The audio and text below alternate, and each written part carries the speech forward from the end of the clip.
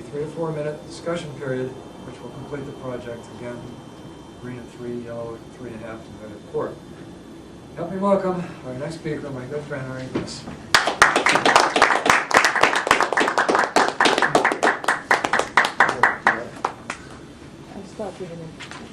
Thank you, Mr. Toastmaster. Negotiation. Whenever you have two parties that are in conflict, there are 4 possible outcomes of that conflict. And those 4 possibilities are lose-lose, in which both of the parties lose. There's win-lose, where you win and the other guy loses. So you get your way and they don't get their way at all. There's lose-win, where you don't get your way and they get all of their way. And finally, there's win-win, in which both parties get their needs fully met by the outcome. That may seem impossible, but Mr. Toastmaster and fellow Toastmasters and very distinguished guests, today I'm going to talk about a way in which that negotiation process can lead to an outcome which is win-win. The key element is something which may sound surprising, and that is no compromise. Because compromise is the anathema of effective outcomes of conflict. Seems kind of strange. It seems that we're taught that the key to an effective outcome is compromise. But I'm telling you that the key to an ineffective outcome is compromise. Let me clarify what I mean.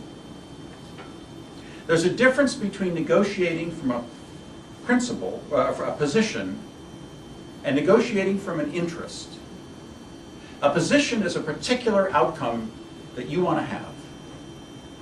Like, the salary has to be at least $10.75. Or there have to be at least 5 inspections of the facility. That's a position. Now, what's underlying a position? What's truly underlying a position is an interest, or what I call a need. In the case of bargaining between parties, interest is the appropriate thing. But since this is about interpersonal communication, what's really at stake is a need. So, for example, if you're a couple and you want to do something together, let's say that the wife wants to go see a baseball game. The husband wants to go to the ballet. Well, it can happen. Those are positions. When it comes to negotiating our positions, we think that's where we think of compromise as being the key thing. But the real key to obtaining a desirable outcome is negotiating on the basis of the underlying needs. If we focus on the positions, the husband has to go to the ballet and the wife has to go to the baseball game, there is no single outcome that can meet those and also have them be together. So you either go to the baseball game, or you go to the ballet, or you stay home, or you do something else that neither one of you likes. Okay, so if you go to the baseball game, then the wife wins and the husband loses. If you go to the ballet, the husband wins and the wife loses. If you stay at home, they both lose. If you go to something that neither one of them likes, they both lose because you've done something that really has compromised, that you're really not okay with. So the point is that positions tend to be very inflexible, and the more that you try to negotiate on those positions, the more hardened and the more inflexible that you become. However, consider the underlying need. Supposing you could find out from the husband, what is it about going to the ballet that you get? What underlying need is met by your attending the ballet?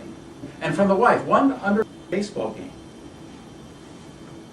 When you compromise on those underlying needs, then whatever outcome you come up with is not going to be a satisfactory one. At the very least, you simply postponed the real disagreement. We see that in labor contracts all the time. Labor, because in the last one, we gave up so much. Whenever you hear that, we gave up so much, or perhaps the husband saying, well, you know, last time we went to that darn football game, so I gave up so much. What that means is that there's been a compromise of that person's needs, and that carries over into the next negotiation, and that's deleterious to the relationship. So the solution must meet the needs of both parties completely. And so, if you could find out what the underlying need is met by going to the ballet, what is the underlying need that's met by going to the baseball game, what is the common underlying need of doing it together, then if you're creative enough, you'll be able to find an outcome that does fully meet both of the needs of both of the parties, and in which they'll both be totally happy with, and therefore not carry over to the next series of negotiations. Like, I gave up so much for you last time, now it's your turn to give up something for me. So the technique is to first identify what those needs are. That may take a little bit of work, but it will be worth it. And then second is to go through a process by which you first try to come up with as many different possible solutions as you can without evaluating or criticizing or critiquing any one of them, commonly known as brainstorming. The key element is not to worry about whether it's going to be a good one or a bad one, or maybe it meets the needs of only one but not the other, but put that aside. So come up with as many different creative solutions as you can.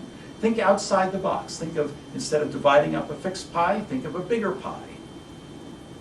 And then finally, once you've made the list of all of the things you can possibly think of, then each person goes through and says, well, no, I'm not okay with this. And so you just draw a line through it. Well, no, I'm not okay with that. You draw a line through that.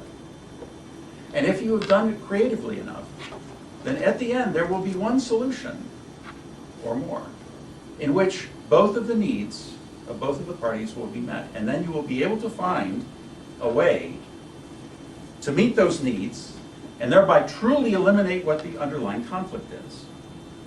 And so you can focus on the win-win outcome by concentrating on the needs instead of the positions and using the problem-solving technique that I'm about to show.